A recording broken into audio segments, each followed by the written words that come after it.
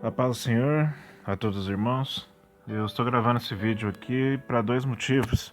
Primeiramente, para poder acrescentar mais alguma coisa no canal. Quero fazer um trabalho diferente, específico. Provavelmente específico com a minha igreja, mas isso vai ficar nos detalhes posteriores. E em segundo lugar, para poder fazer uma explicação para o meu amigo, o irmão Leandro, que ele me pediu a respeito sobre os sinais da vinda de Cristo.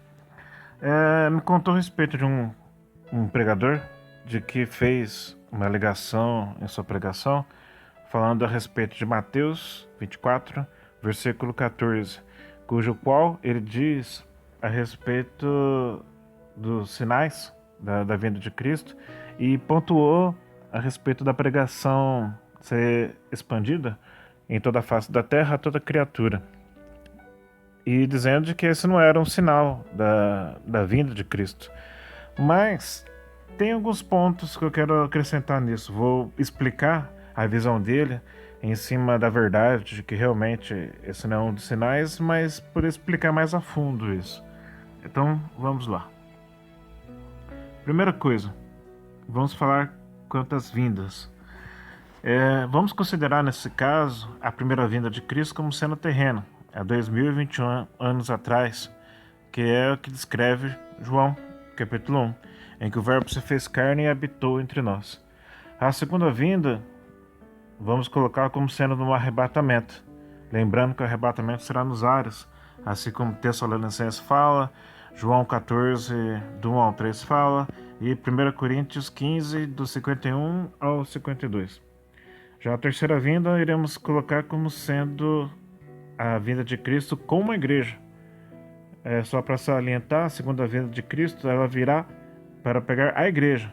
Então, ela virá para a igreja. E a terceira será com a igreja, descendo a terra novamente, mais especificamente em Israel, onde realmente ele se pousará aqui e virá com poder e glória.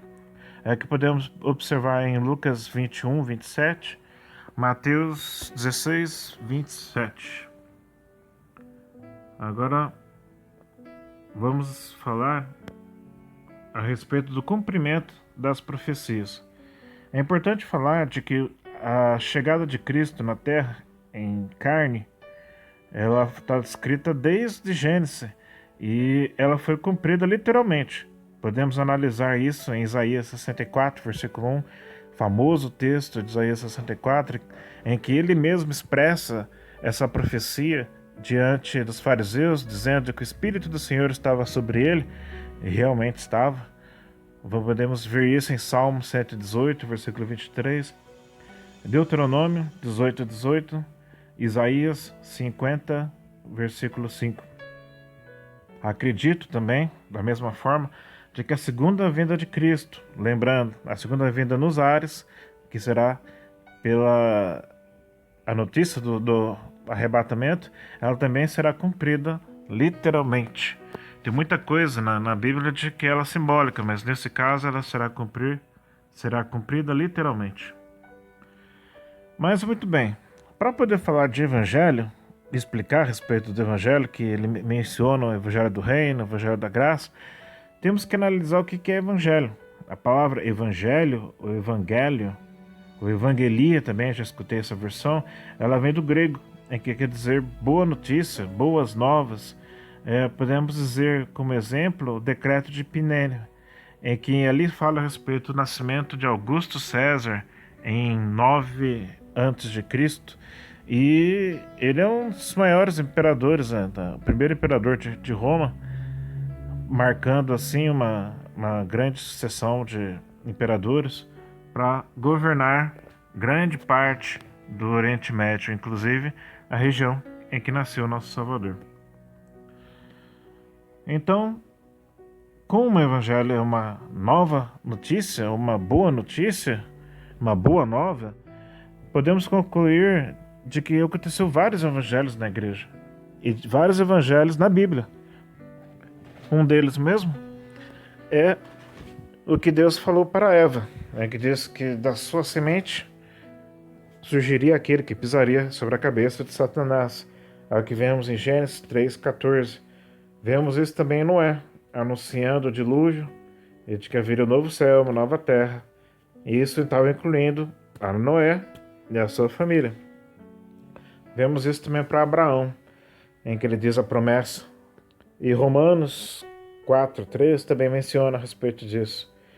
Vemos como exemplo a Moisés, em que foi dada a terra prometida para ele em forma de promessa. Ali também era uma boa nova, era uma boa notícia.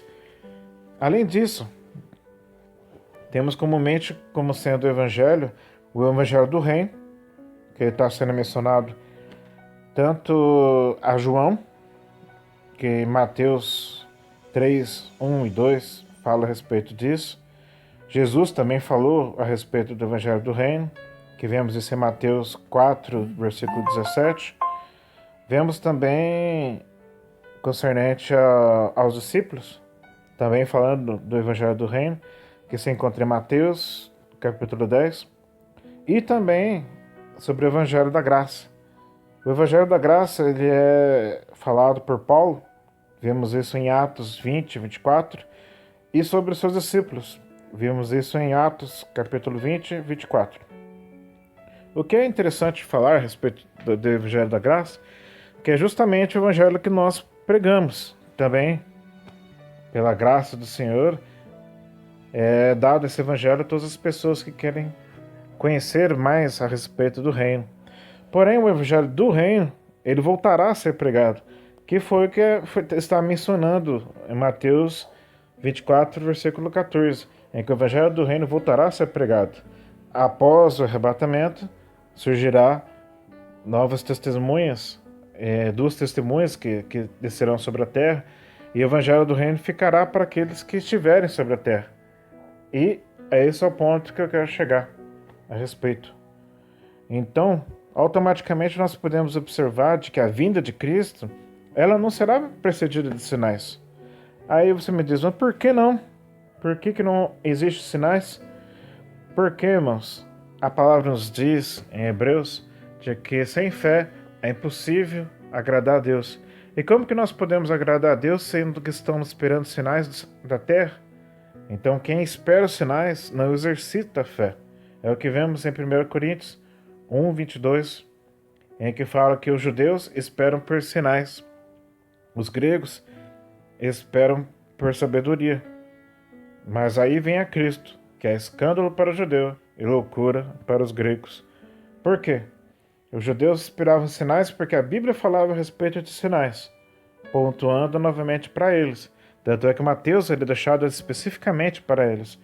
Os gregos, eles que estão chegando, eles esperam por sabedoria, querendo conhecer mais a Deus. Mas mal conhecem, mal sabem eles de que, na verdade, o conhecimento, a sabedoria do mundo, e até mesmo das coisas, algumas coisas cristãs, é loucura para Deus. Porque o mais interessa é justamente o coração, é remissão de pecados, é estar numa nova vida, uma vida zoé, como vem no grego, é uma vida de, como o próprio Cristo nos fala, vida em abundância. E é esses sinais que devem ser guardados no coração da pessoa, para poder apregoar isso também no céu, em cuja qual seremos renovados e transformados. Portanto, sinais na terra, fica para quem vai ficar na terra, que no caso são os judeus, salvos assim em Cristo, que receberão esse Evangelho do Reino. Esses sim serão precedidos de sinais, e esses sim verão a Cristo na terra. Mas nós temos uma esperança no céu, não podemos esquecer disso. Então o que aprendemos? Que o dia do Senhor virá como ladrão. Porém, irmãos, eu quero acrescentar mais uma coisa. Eu imagino de que quando se fala a respeito da palavra de Deus, é que não seria justo ter pessoas na terra de que conhecessem essa palavra e que não conhecem a palavra e serem julgados. Então eu acredito que de alguma forma isso vai acontecer. Seja através de sonho, como eu já vi relatos de muitas pessoas que já foram evangelizadas por sonho, ou de outra forma. Então, fica aí a minha sugestão, mas ao mesmo tempo a verdade. Amém? Que Deus abençoe a todos e até a próxima, se assim Deus quiser.